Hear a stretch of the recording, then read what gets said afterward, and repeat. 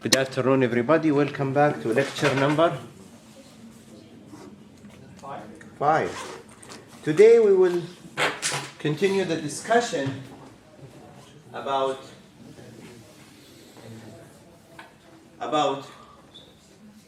open circuit tests and short circuit tests. Briefly, they are not really important, but what's the only purpose? Why do we do open circuit test and short circuit test? To determine to determine the parameters. Mainly what we care about is the reactance, because if you remember, the power equation has X of S, correct? So today we have revision 3. I just uploaded it. Make sure you have the latest version.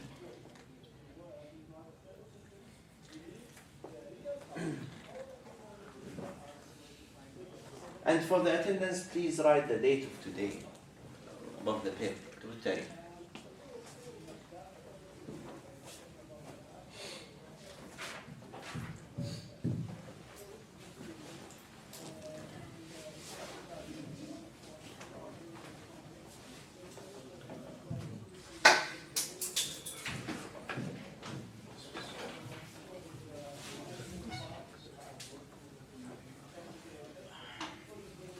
So recall, we started this course by knowing the types of the rotors we have, the most important block diagram,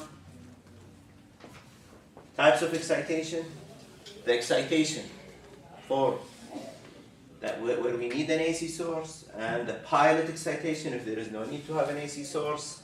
Most important equation is if I vary the speed, I vary the frequency of the electricity output for a generator. If I vary the supply frequency, I can control the speed of the motor. These are applicable for both motors and generators. And for every moment, synchronization is a must. If I lose synchronism, I'm going to be in trouble. I have to either rotate the rotor at a synchronous speed, or I have to make sure that the frequency matches the speed of the rotor of the grid. For example, if the prime mover of the generator spins at, what if we convert Fns as 120 times, let's say 60 over P, but the grid has frequency of 61, we are not synchronized. So that's a problem. So you have to make sure that the prime mover, the controller for the prime mover, senses the electricity supply of the grid. If it's 60.5, you have to adjust the speed to be around 60.5. So it will be 120 times 60.5 over P. Now the frequency of the grid, at least in the kingdom, is governed by the preferred region is half hertz positive or half hertz negative. The allowed region is, I think, 1 hertz positive and 1 hertz negative. I forgot. I don't think it's 1 hertz. It's 0.1 and 0.2, correct? It's 360. Was 0.1 and 0.2, correct? Yes. The preferred is 0.1 positive, plus or minus. The allowed is 0.2. So 0.5 is not allowed. But let's say if it's 0.5, you have to adjust the speed of the prime mover. What are the consequences of desynchronization? If you lose synchronism, there will be a voltage drop across the windings. And this voltage drop may damage the machine if it's too big. For example, if we recall in the last lecture, we had the phasor diagrams. The phasor diagrams of loss of synchronism.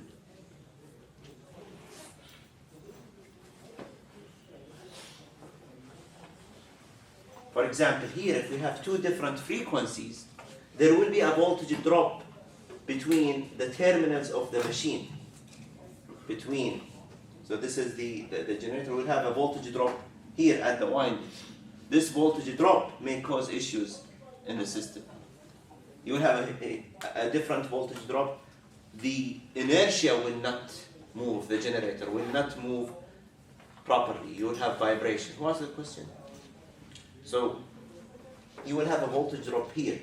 If you have this voltage drop here, your terminal voltage at the generator does not match the system, and then the rotor would spin and vibrate and sometimes may cause fires. But usually there is control systems that control this and put it back into synchronism. As a matter of fact, this voltage drop would be visible, and the alarm system will tell you that you're losing synchronism. And to be in the safe side, the grid will not be damaged, but usually the generator will be damaged, because this is an infinite bus. It's a pool of electricity. Whatever happens here would have minimal impact on the grid. If you have a small system, the asynchronism would generate harmonics. Those harmonics would propagate into the system, and it will be captured by the relays in the system, and the system will be isolated. So there is frequency relays in the grid that would dictate to protect the grid if it's too small. Okay? The bottom line is always you have to run your generators in synchronous. Of course, same phase sequence and same phase shift. And the only way to know is if you have all the 3 light bulbs are turning off. We call that the open circuit test. We have the modified air gap line as well as the air gap line. One for saturated, the other one is without saturation. For the short circuit test, what we have here is it's below saturation level, so no need to worry about saturation, but we have this line. To calculate the impedance Z, which is the armature resistance, plus J times XS in the equivalent circuit model, we have to divide EDA, which is this point. Where is EDA? This is EDA. So I go to my IF, see what is my air gap line voltage. This is EF. I take this value, I put it here. For the IBA, I go to the short circuit test. I go to the same IF, and I go into the curve, and I take this value, and I plug it here. Then I'll get the impedance of the not saturated, the unsaturated. If RA is too small, which is usually the case, not usually, sometimes, then I just divide them directly, and then I'm going to say it's XS. If not, I have to use this equation. Z, is it saturated? S unsaturated is what? RA plus J XS. If I know this value, and I know this value, how can I calculate this value? This is trigonometrics, and I think it's square root of ZS unsaturated square minus RA square. Complex numbers. Okay? This equation is in the upcoming example. It's not only that. For the saturated synchronous reactance, what line should I use? Should I use the air gap line or should I use the modified air gap? I should use the modified air gap where it starts from the origin all the way to point C, which is the knee of the OCC curve. The air gap line is the tangent of the unsaturated levels. For the saturated levels, it has a lower slope. It's not tangent, but it cuts at the knee. This is for the saturated reactance. Get it? So if I give you this curve and I tell you the saturation point is at rated VT, then what I tell you to draw the air gap line, you can draw it by having it as a tangent. I'm not going to do that. And the modified air gap, it has to start from the origin and cross the point C. Now, having said that, the value EF is lower, correct? The value, because the modified air gap, it has to go through the line. So you pick the value C. So it is ECA, which is this voltage drop. This is EF. And IBA is the same for the unsaturated. One is unsaturated, you let the air gap line go. One is saturated, you're bounded by the saturation knee of the EF versus IF curve. Again, same thing if RA is neglected is that. So what do I have? I have three things. I have saturated. I use the OCC. I use the OCC curve. This is the saturated. And The saturated, they act like independent generator, not connected to infinite bus. If they are saturated, they act like an independent generator. They're not connected to the infinite bus. They have their own saturation level. You have to take this into consideration. The other case, if you use the modified air gap length, it's like connecting to the infinite bus. So the OCC curve is not connected to anything. It's an independent generator or independent synchronous generator.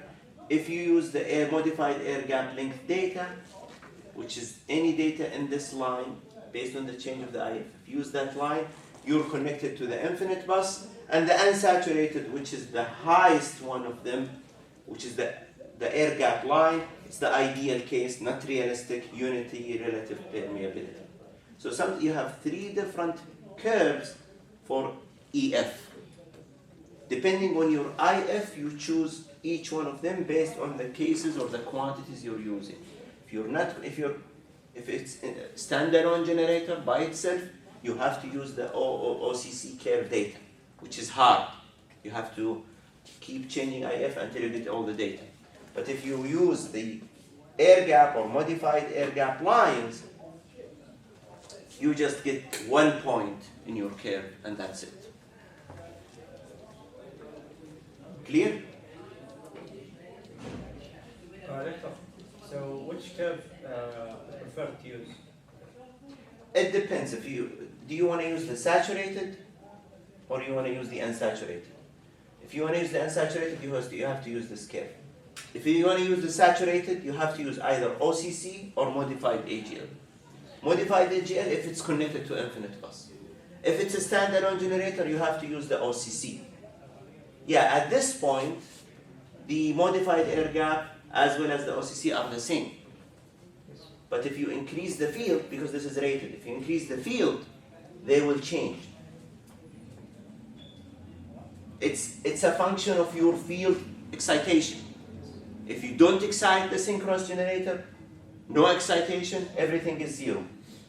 If you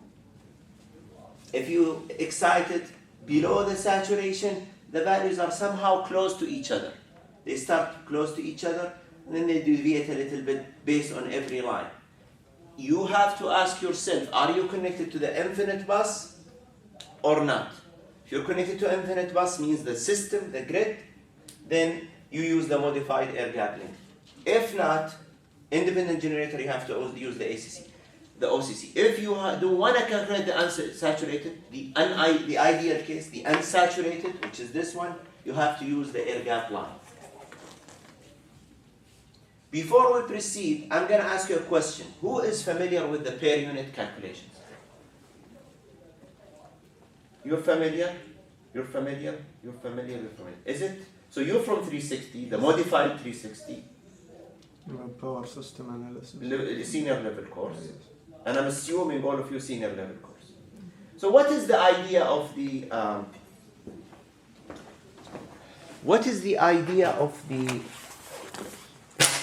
per unit system? Simplification. It is to simplify. For instance, if I'm going to have a grid, not a grid, let me tell you a simple example. I am having a generator. This generator, let's say, is 13.8 kV, our favorite number. And then we have a transformer. Another symbol of transformer is this. And it's 13.8 to usually transmission, let's say it's 115 kV. And I'm having a line. And let's say I'm going to have a load, this load is the whole city. I'm not going to step it down. Usually, as an operator for the grid, if you track, this now in the grid now, it's becoming 14 kV, the operator cannot tell that the voltage exceeded a certain limits, which is usually 5%, plus or minus.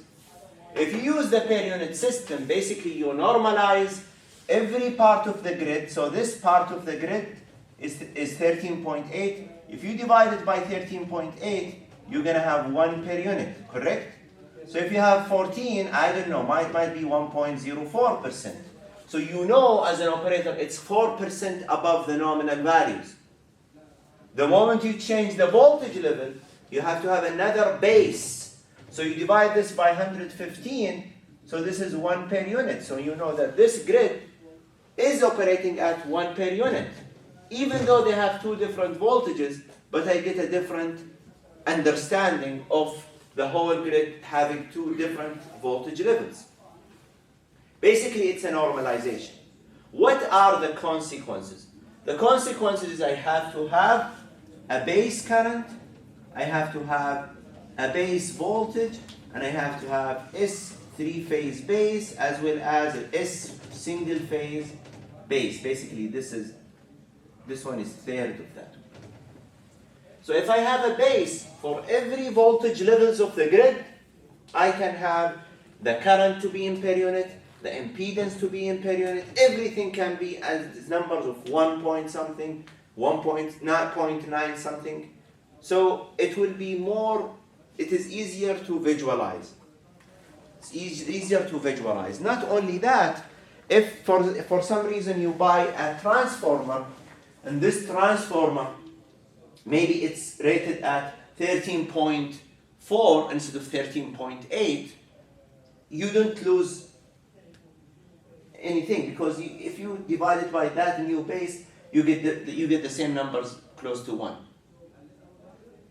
It doesn't have to be 13.8. That's why in many devices, maybe they tell you they operate at 13.8 to 14.5 as an input, rated input.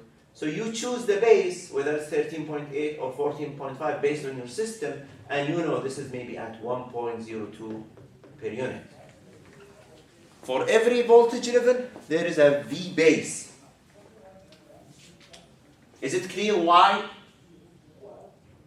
Now all of you know why we need the base. This is interview questions. They ask you in their jobs.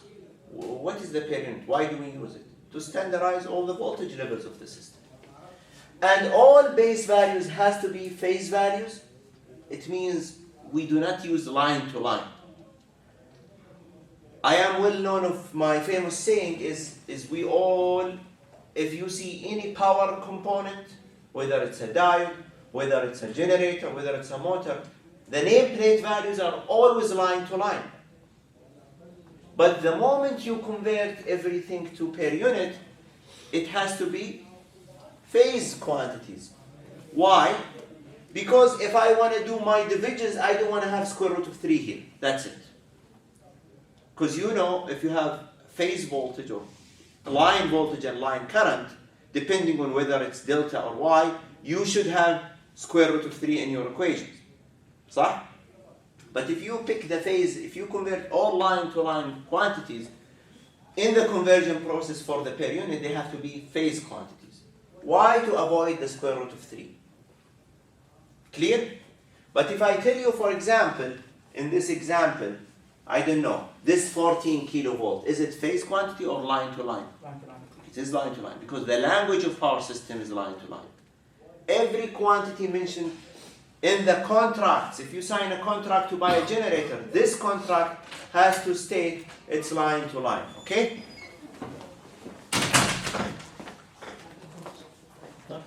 Okay, ما شفت. See, ما انتبهت له، فاللي بيطلع يطلع.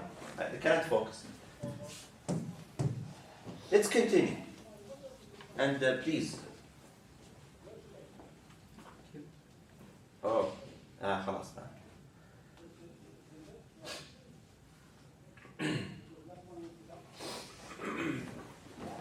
So let's start. Okay, base values are only vectors. What is a vector? Magnitude and angle.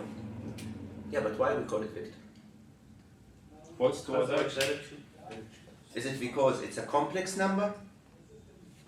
Or because they are really vector? They have phase and angle. It's both. Complex numbers are vectors.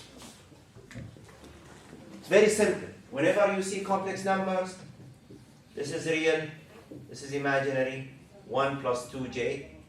This is a vector, 1 plus 2j, right? So this is the rectangular form. So that's a vector.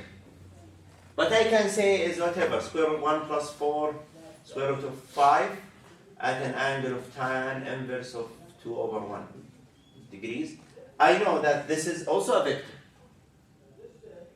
So the RMS value, 100K, 115, they are RMS value and they have angles.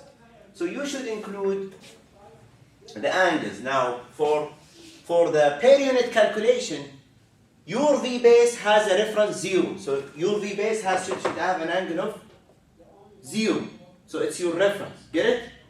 So when you divide this V base, this is V rated line, you have to make sure that V rated line to line, when you divide it by square root of 3 in Y connection, most of the time Y connection, you have to assume that this is your reference. Okay? This is your reference. This is the apparent power, you divide it by 3. So what is I base? I base is S base per phase divided by V base, which is V phase. And then you should get the I rated current, usually. The Z base is V base over I base or V base square over S. Because if you substitute I base, which is SB over B, you should have SB over VB, so it will be VB square over 2. So these equations, you have to know them. And they are used in all the power courses. In general, if you want to get the per unit value, you should get the actual value that you read in your system divided by the base. For example, if your base is 100 kilovolts and for some reason you see a 90 kilovolt calculation, first step is you have to get, let's say it's 120. Let's say that you see a V to be maybe, I don't know, 135. And you do the calculation, V base after dividing by square root of 3, maybe 115. What is the V in per unit? Is it V divided by VB? No, it is V over square root of 3. Why? Because this is line to line. So don't confuse yourself, okay? What's VB? A base. If you choose the base, if you do this VB, you get the rated line and you divide by square root of 3. Whatever voltage you see, you have to get it as a phase quantity and then divide it by the base. Okay? We will see an example. This is example 1. The following data are obtained for 3-phase. So it's a synchronous machine, 3-phase, 100 MVA. What is 100 MVA? Is it rated power or complex power? 10 megawatt. Complex. 10 MVA. وش اللي وش؟ Complex. Yeah, 10 megawatt. No, that's wrong. That's not a complex power. This is apparent power. If it's complex, it has to be something like 5 plus 4J. This is a complex power. Apparent power is the absolute value of this complex number. Apparent power doesn't tell you whether it's leading or lagging the load. It just tells you the capacity of the system. And complex power is usually given because if you sign a contract, for example, we have Domat al-Jannah, wind farm. How many wind turbines there? 99. No, 99. If you have those 99, and when they sign the contract, are they going to have in the contract 5 plus 4J megawatt? No, they should have, in business, they should have this because you can imagine it, get it? So this is apparent power, not complex power. 14 kilovolts, is this line to line? Yes. The armature resistance is 0.07, so we are not ignoring it. And it's per phase, ohms per phase. So you run your IF 100, 150, 200, 250, 300, 350. You get the OCC curve. This is the OCC. And this is the air gap line. And this is the short circuit current. So what matters here is this point, where you have IF 200, the OCC is 14, so basically imagine your point A to be 200, your point C to be 14, and your point D to be 18, and your point B, if you do IA, to be 490 amps. So all of these quantities are still line to line because we love line to line. Find the saturated and unsaturated reactances. That's part A. Let's see how he solved part A. Now he drew the curve, he plugged the numbers.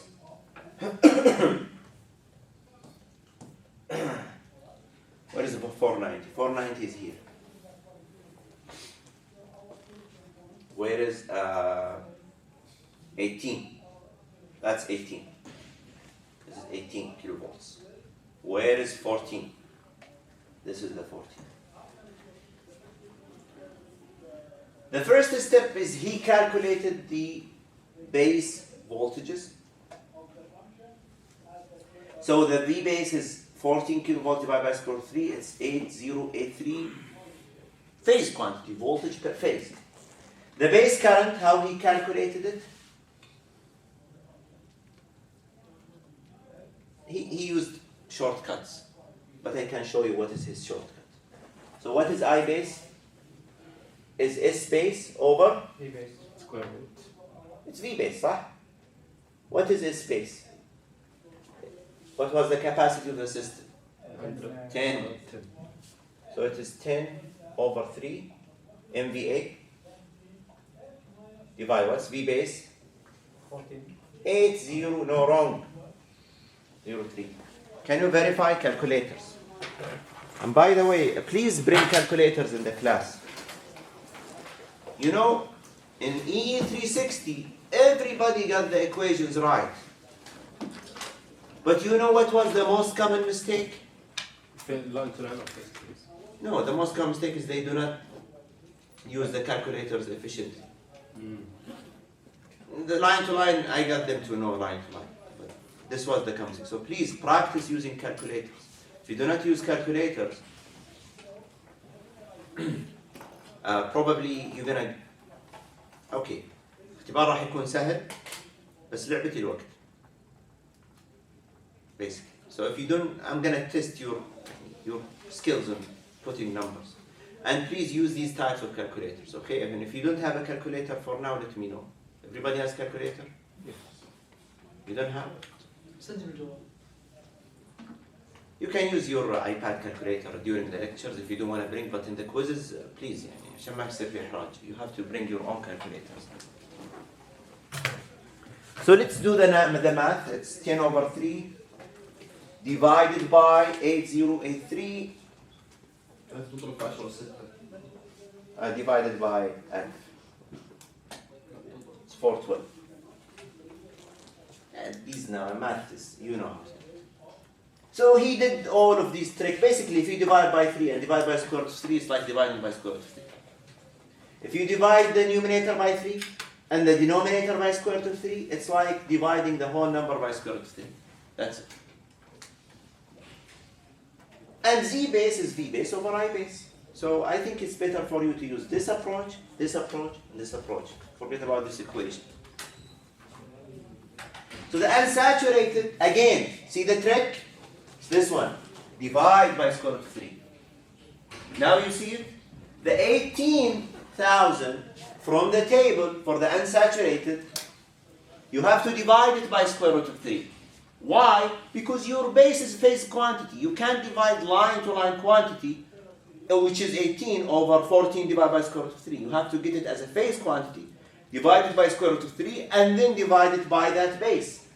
So now you should get that number divided by I base, which is Z base, which is 490.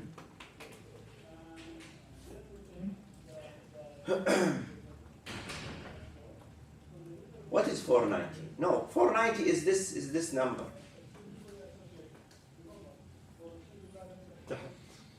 IBA. In both cases. 490 is this number in the table. This number. So you have to divide by square root of 3 because why? Your base is a phase quantity. So everything has to be in phase. Another reason is if you read the question here, he's telling you the armature resistance is per phase. So he wants X of S per phase. Doesn't make sense to add them because one is for phase A, one is for phase B, one is for phase C. You cannot add A and B and C windings in series. So do not multiply Z by 3. You have to get every RA for phase A, RA for phase B, RA for phase C, X of S for phase A, X of S for phase B, X of S for phase of C. That's why we need to get phase quantities. To confirm more is when I draw this equivalent circuit, always in power system, this is a per phase equivalent circuit. This is not the 3 phases together. This is for phase A. This A is armature, not phase A. Armature, synchronous. So this is for phase A, and all of those voltages are phase quantity voltages, not line to line. So in every drawing for equivalent circuit, we do not use the line to line. If you have A, B, and C, and you connect A and B and C in parallel, then you can have line to line. Get it? So let's go back to this example and see what the calculations are. If you get the Z saturated is 21.21 ohm, you use the equation I already draw on the board to get X of unsaturated, which is a 21.2. This is ohm. To get it in per unit, just divide it by per phase, so it is 1.08. In the engineering drawings, they are lazy. When they draw a generator, they just say 8%. What does it mean? 1.08. Above the base by 8%. It is 8% above Z base. Get it? No. They just do 1.08. That's another thing. They just draw 108 without even percent. So they just tell you X of S is 1.08. And they don't write a unit. They don't say it's ohm. So it's your job to get Z base and get it back to ohms. Get it? Yes. So in the single line diagram, after 3 months, when you graduate, you should read these numbers. And when you go to your mentor and ask them, what is this number? You have to know that this number is PU. Sometimes they write the unit per unit. Sometimes they use PU per unit. Sometimes they just say, if they say 8%, it means 8% of the Z base, which is more common in the generators, because in the in the transformer, the X of S is in 0.0 something per unit. But for the X of S of the generator, it's 1.0 something per unit. 1.1, 1.08. Clear? So this is, you put this in your drawing. Don't put this in your drawing, because the language of drawings is per unit.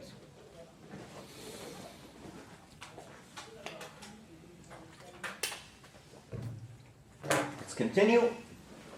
You do the same thing for saturated, except instead of 18, you use the 14. You use the OCC.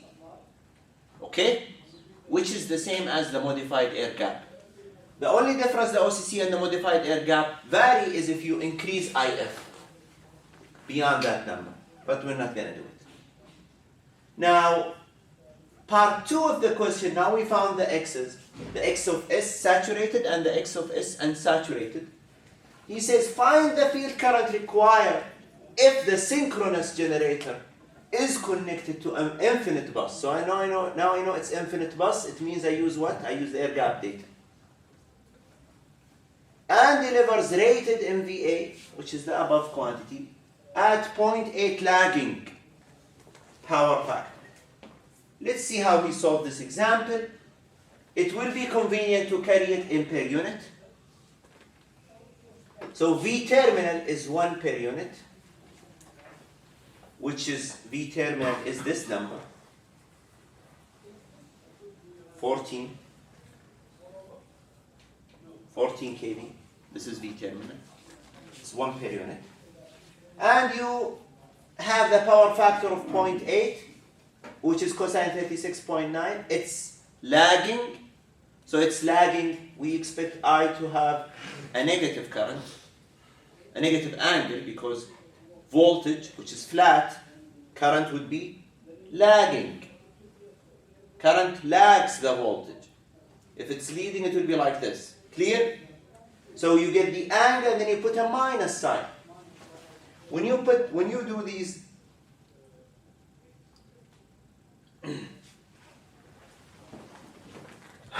معلش.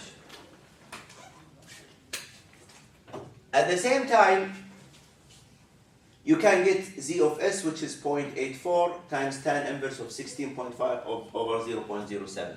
So IA is 1 per unit at an angle. So now, go back to the per unit. All base values has to be phase values. Check. Base values are only vectors. Check. Now we see that we can use vectors or complex numbers for the per unit. Now I know the apparent power, I know the angle, I can know the angle of the current, which is IA to be 1 at angle minus 36.9. And then what is ZS? We already calculated ZS. Saturated is 0.84 per unit. And it has an angle of 16.5 over 0.07. From where we got the 16.5? 16.5 is the angle of the Z, and the 0.707 is the angle of the R. Because they are complex numbers, to get the angle of ZS, which is 0.84,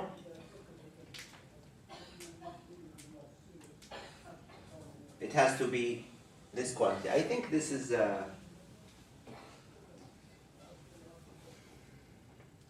why are we taking the value of the x and putting it into the z? 0.84. yeah, that's what I'm thinking. Because he approximated x to be equal to z. He approximated. So approximately equals 16.5. If you convert even this to per unit, it's 0.84. So even the z is 0.84. He didn't want to solve it. He ignored it.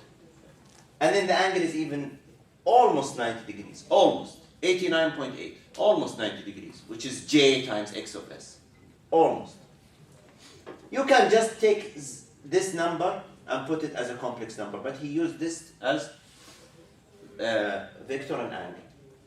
You can use RA as a number, x of s as a number, and add them. You should get the same numbers, which is 0.84, 52.9. If you multiply RA times IA times z of s. This is not necessary, and you can skip it. You can just put RA, you can put x of s, and then the numbers will take care of themselves to have this answer. 1.5 plus j 0.067.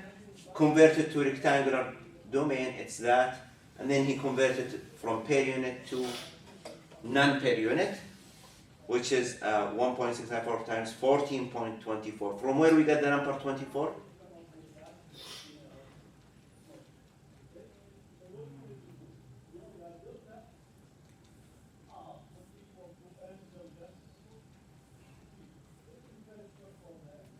It's 30 plus 6.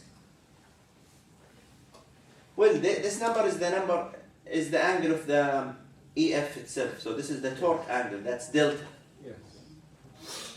And we just multiply by 14 to convert it to kV line to line quantities. So I'm converting from per unit to kV line to line, which is a 23.0924. Now you don't have to convert it to per unit. You can do it directly without conversion of per unit. So he's converting everything to per unit, put it back to line to line. You can just keep everything line to line. So, since the torque is positive, this is a generator now, operating as a generator, because delta is positive. So delta is the angle of EF. The angle of EF. And now go back to the figure.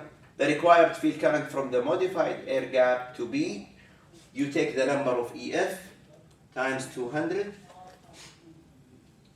because it's a linear relationship, so because we start with 200, then we can find this number if we increase the modified air gap.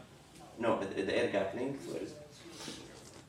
It's 329. This number. It's a modified, use the modified air gap, because we're connected to that. We're connected to the infinite bus. Modified because we are connected to infinite bus. The last question is, if the generator operating in part B is disconnected suddenly from the infinite bus without changing the field current. So we're disconnecting from the infinite bus, which is the modified air gap, and now it becomes independent generator. So we have to use the OCC curve.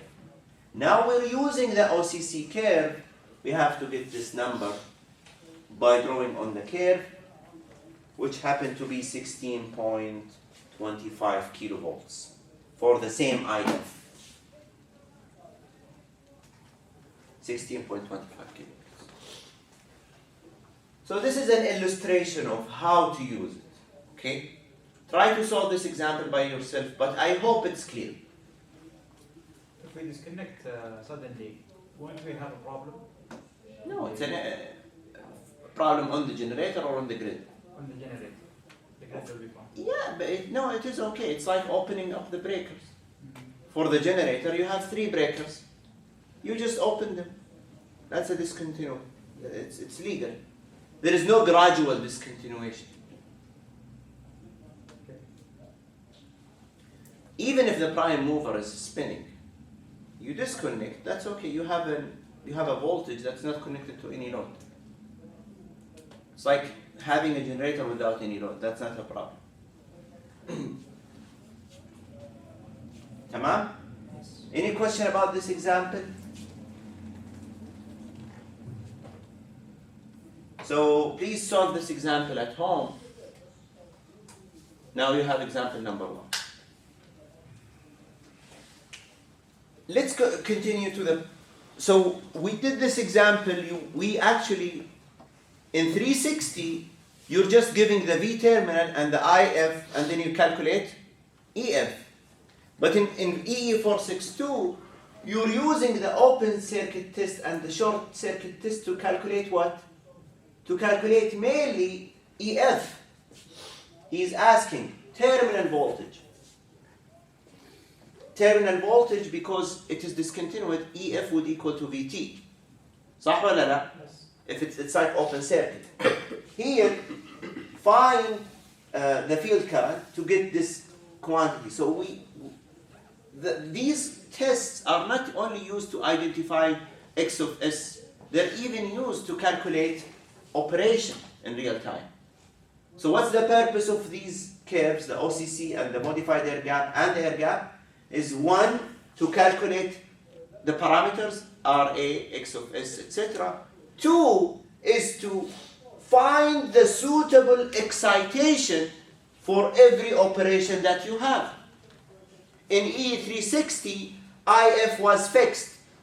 In E462, we have to change the excitation. What does that tell me? It tells me if I want to increase the terminal voltage of my generator without increasing the speed of the prime mover, my only hope is to increase the field excitation. Get it? To see how we did it, we solved this example, which is example 1, when it's connected to infinite bus, supplying a certain load, and when it's discontinued. What does that mean? The time is up. Let me know. We have 2 more minutes. What does that mean? It means if I start using the equation S is VT times IA conjugate. Now, is this a 3-phase equation or per phase? This is per phase. Why? Because there is no number 3. If it's a per unit, do not put number 3, because in per unit, it's per phase. So this is a per phase, power per phase, and this is a complex power or a parent power? Complex power, because it's VT I conjugate. If you do the math, you have Vt to be the reference, Vt angle 0, EF is with a torque angle delta, Z of S is magnitude of Zs at an angle theta of S, which is the synchronous impedance angle. If you do the math, Vt is Vt angle 0, EF over Zs, I'm going to have, basically if you do this number, you have to calculate Ia. What is Ia? It is EF over Zs. If you do the math and you take the conjugate, you should get this closed form expression. Vt times EF over Zs.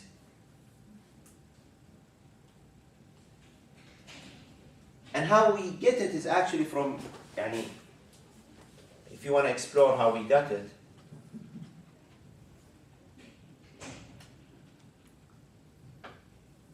this is EF, this is Vt, صح? What is the current? Ia, if it's a generator, it is EF minus Vt over Ra plus Jx of S. If you take the conjugate, now if you take this number and plug it here and take the conjugate multiplied by Vt, you can expand this expression. Math is hard, but ultimately you all remember this equation, correct? dE over cosine minus V square over that. So this is not the maximum power, this is the power and torque characteristic. We'll continue next time, inshallah. We'll try to derive it in class. Any question about today's lecture? Okay. Thank you.